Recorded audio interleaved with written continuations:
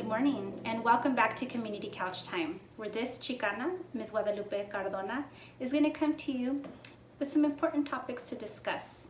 Things that are happening locally, things that are happening in the world, but most importantly, things that we should be talking about.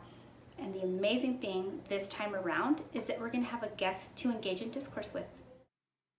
Good morning, great minds and good people. I'm Miss Tiffany Wallace, and thank you for having me for Community Couch Time.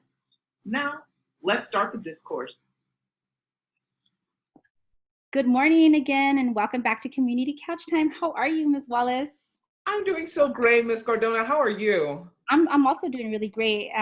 Since yesterday when we had that really great conversation about college, it's really gotten me thinking a lot about back in my days when I was young, right? Back when I was in college, and just really like I know you mentioned before that you had majored in English, so I just wanted to ask you a little bit more about that. Like, how was it? What was your inspiration? Like, what did you learn that was really exciting?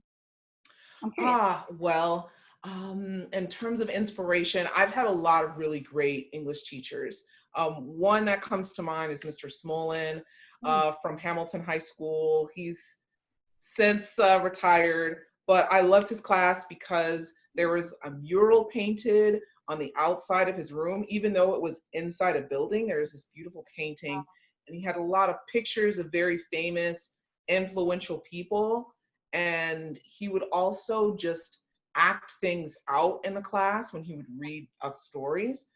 And he just was very like captivating. And I also just realized how much importance visually there is in a classroom, because even when I would drift off and get distracted, I would have something educational to look at, his Sweeney Todd apron or Maya Angelou, or just, and I'd be wanting to listen, but get distracted, but you're still learning. So I really loved it. Mhm. Yeah. And so that was your inspiration for applying to Humboldt, right? And majoring. Yes. Yeah. So what was something that you, studied or read when you were at Humboldt that just like is with you to this day, like in your heart? Oh, wow. So many great things. Reading The Bluest Eye when I was in high school Wow. was really compelling. Yeah. That's an incredible book. Yes, it is. But then reading it also in college with fresh eyes Yeah. was amazing too, as well as Beloved. Toni Morrison is my favorite author. Amazing. And if you're into kind of horror type stories, Beloved is about a ghost baby that comes back, and it takes place during enslavement.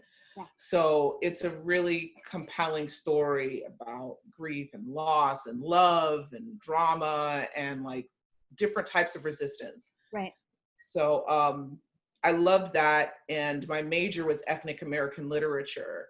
So even though I was an English major, I loved being an English major. I loved learning about linguistics and the structure of American, specifically American English. But I also felt like we're reading the same kinds of people, Right. one type of story. And even though I enjoy Shakespeare and I read Chaucer's Canterbury Tales, I took a class on the Canterbury Tales. One book. That's one book for 14 weeks. Wow. It is a bit maddening. And it's in Middle English, not Old English. Modern English is called Middle English. I still remember part of the first prologue. But it was just one kind of story. And I felt like there are so many different kinds of English speakers in the world. I read a book called Abang, which is about Jamaica. And there's so much imagery and poetry in the writing of that story. And they speak a different type of English. And then you read stories about Gloria Anzaldua's book, Color Lines and Borderlands. Yeah. La Frontera. Yeah. Borderlands, La Frontera. Yeah. That book is amazing and a challenge because it's also in English and Spanish. So I had to cross-reference things to understand. Yeah, I read from Gloria Anzaldua's book, the one that you just mentioned, La Frontera, Borderlands. There's a essay in there called How to Tame a Wild Tongue, which it speaks about a lot of different things, but one of the things that it really talks about is how those of us that are, like in my case, I'm Chicana, but there are other ethnic groups that are bilingual, and how sometimes we tend to kind of put each other down based on our language. And so, for instance, sometimes, like in my case, my family is Mexican, right? So, like Mexicans on this side of the border might put down Mexicans that arrived more recently for not speaking English, like quote unquote, like standard, right? And then equally, folks from south of the border might make fun of us because our Spanish isn't that good.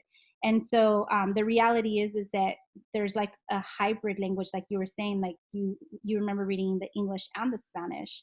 And so in my family, we're very bilingual. We'll start a sentence in English and finish it in Spanish. And some people really look down on that, but it's communication, right? It's like we all understand what we're trying to say, and language is alive, and it evolves naturally.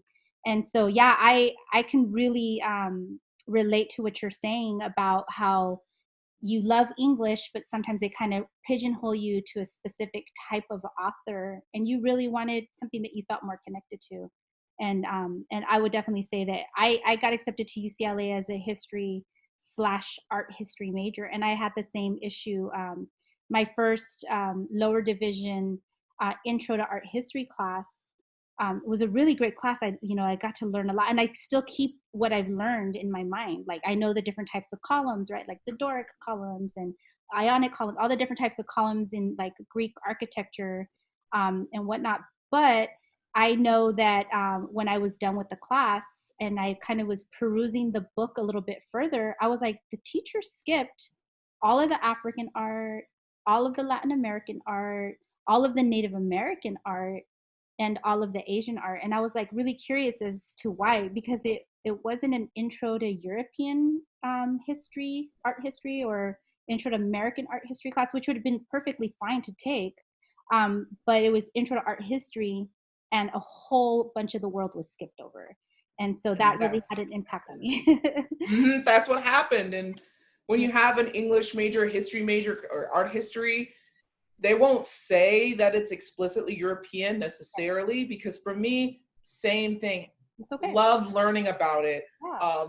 Took a class about the history of English language and learned Old English, I still remember that too. These are the things from college you remember, nu shulan herion, helping to reach us where Mac told us Mac on this mode, like, oh wow, you just chills.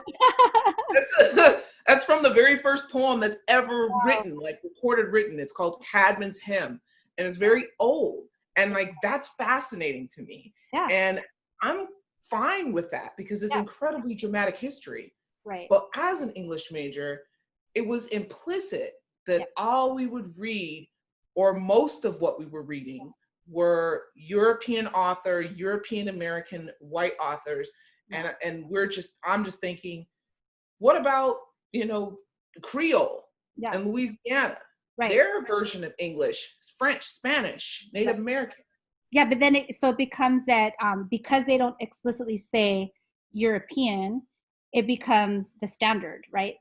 That comes from Europe or Euro-American is the standard, and ours is the other, right? And so we have to seek that. But I'll tell you right now, I love it. I would love to like learn a lot more about things that you read, and I'm willing to share if you're ever bored. that I find extremely fascinating. And so the community couch time daily journal question for today is, what is something that you have learned in one of your classes, and it can be from like kindergarten through today, that you have just found to be extremely fascinating, and maybe you haven't researched it further, but it stuck with you and you want to know more about it. In la catch. In the catch. Bye.